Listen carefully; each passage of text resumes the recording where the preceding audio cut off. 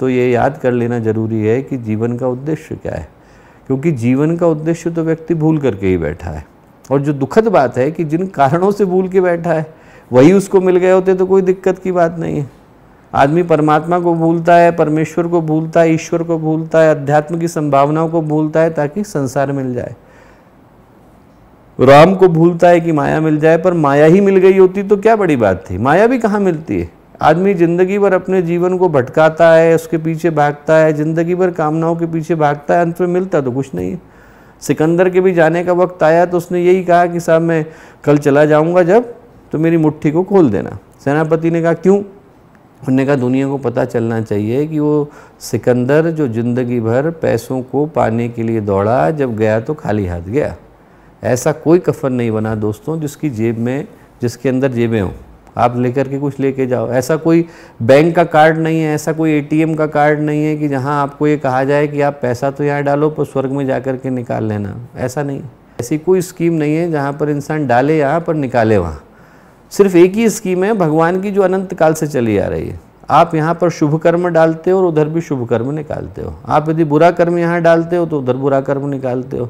भगवान ने जो आपको डेबिट कार्ड और क्रेडिट कार्ड दिया है उसमें पैसों का आदान प्रदान नहीं होता, पर कर्मों का होता है, संस्कारों का होता है। उसको प्राप्त करने की जो यात्रा है, शुभ कर्म को, शुभ संकल्प को और शुभ संस्कार को प्राप्त करने की जो यात्रा है, वो इस आध्यात्मिक जगत की यात्रा है।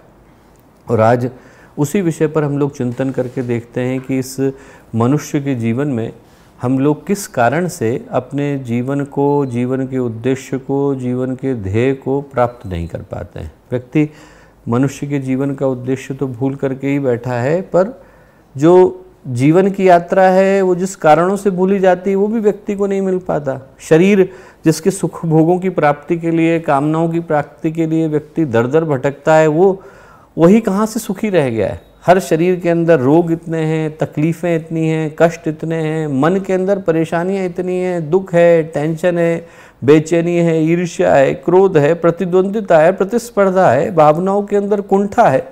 ये जो मनुष्य का जीवन आज हम लोगों को प्राप्त हो भी गया है, इसमें कौन सा सुख, शांति और सौंदर्य है।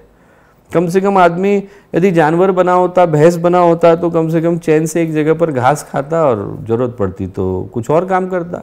दो सींगें मिलती और एक दूसरे को गड़ाता तो ये तो सोचता कि सींगें गड़ाने को मिली हैं। यहाँ तो जो हाथ भगवान की प्रार्थना के लिए मिले हैं उनकी जगह पे आदमी उससे दूसरे का गला घोंटता नजर आता है। सिर्फ अकेला इंसान ऐसा है जो इस धरती पर रहने का टैक्स देता नजर आता है। हमने तो उस चीज़ को भी पैसों का आधार बना लिया जिसको भगवान ने निःशुल्क दे करके भेजा था। ये मनुष्य का जीवन जो है वो आडंबर में भी बदला और विडंबना में भी बदला। It has become complicated from both hands. ऐसा नहीं है कि उसको करने से इंसान के अपने जीवन में कोई सुख आया हो, इंसान खुद भी परेशानी घूम रहा है। तो ऐसे में क्या चीज़ याद रखें जिससे जीवन के अंदर एक अच्छी दिशा निकल करके आए। तो पहली जो चीज़ याद रखने की है दोस्तों, वो संभावना याद रखने की है। हर समय व्यक्ति के मन में ये स्पष्ट होना चाहिए कि मनुष्य के जीवन के रूप में संभावना क्या मिली है। आपको छोटा सा इंस्ट्रूमेंट मिलता है, एक छोटा सा आपको चीज़ दी जाए, एक फ़ोन भी दिया जाए, तो व्यक्ति उसका ध्यान कितना रखता है। आप कल्पना करके देखो कि आप फ़ोन भी इस्तेमाल करते हो, फ़ोन ख़रीदता भी आदमी, तो कितनी सारी चीज़ों में चेक करने के बाद, लोगों को पूछने के बाद, इंटरनेट पर वेरीफाई करने के बाद, कंपेयर करने के बाद फ़ोन लेता है। वो अगले साल जो अपग्रेड हो जाएगा। आदमी टीवी खरीदता है, प्लानिंग के साथ खरीदता है, गाड़ी खरीदता है, प्लानिंग के साथ खरीदता है, घर खरीदता है तो नक्शा बनवाता है, पास कराता है, जगह देखता है, उसकी पूजा करवाता है, वास्तु करवाता है, उसके अंदर सारे तरह के संस्कार करवाता है, तब जा कर के उस घर में प्रवेश करता है। और इंसान का जीवन मिलता है, हम प्लानिंग भी नहीं करते। जिसके साथ सबसे ज़्यादा समय गुजारना है उसमें हमेशा ये याद रखने की आवश्यकता है कि मनुष्य का जीवन जा किस संभावना की ओर रहा है।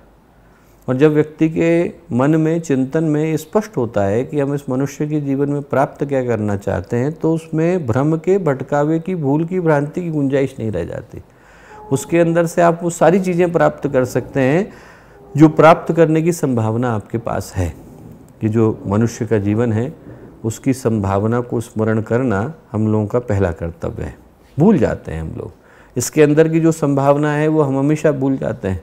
विवेकानंद ने कहा कि हर जो आत्मा है वो अपने अंदर परमात्मा होने की संभावना को लेकर आई। श्वेत केतु की कथा आती है कि जब श्वेत केतु तक्षशिला विश्वविद्यालय में टॉप करके आए तो उनके गुरु ने कहा कि ये सब तो ठीक है, आपको डिग्री मिल गई है, उपाधि मिल गई, बहुत अच्छी बात, भगवान को देखा क्या? बोले नहीं साहब, मैं आपको बहुत सारे जो है शास्त्रों के वचन बता सकता हूँ पर भगवान को देखा नहीं। बोले देखना है? बोले हाँ। पानी का गिलास लिया, उसमें शक्कर घोल दी। बोले शक्कर कहाँ गई? बोले अभी तो घोली आपने, दिख नहीं रही है। बोले कैसे पता चलेगा शक्कर अंदर है? बोले चखना पड़ेगा, जब चखेंगे तो पता चलेगा उसके मीठेपन से कि इसके अंदर शक्कर है। बोले बस वैसे ही। बोले भगवान घुल गया है बेटा। बोले बाहर हवा में घुल गया है, अंदर प्राण में घुल गया है। तुझे हवा दिखाई पड़ती है क्या? श्वेतकेतु के गुरु ने पूछा। उन्होंने कहा हवा दिखाई पड़ती है? उन्होंने कहा नहीं। प्राण दिखाई पड़ता है? बोले नहीं। बोले पर दोनों के बगैर जीवन का गुजारा नहीं है ना। बोले ऐसे ही ये भगवान है। बोले हर जगह पर घुला हुआ है, कण कण में घुला हुआ है। तत्त्वमसि, भगवान तेरे अंदर है, सोहम मेरे अंदर भी है। बस श्वेतकेतु के मुंह से निकला हम ब्रह्मास्मि, मैं भी वही भगवान हूँ। और उस भगवान को प्राप्त करने की जो हमारे भीतर है, उस सत्य को प्राप्त करने की जो यात्रा है, वो अध्यात्म की यात्रा है। हमारे YouTube चैनल शांति कुंज वीडियो गायत्री परिवार को सब्सक्राइब करें एवं बेल आइकन जरूर दबाएं ताकि गायत्री परिवार की विभिन्न गतिविधियों की जानकारी आपको मिलती रहे।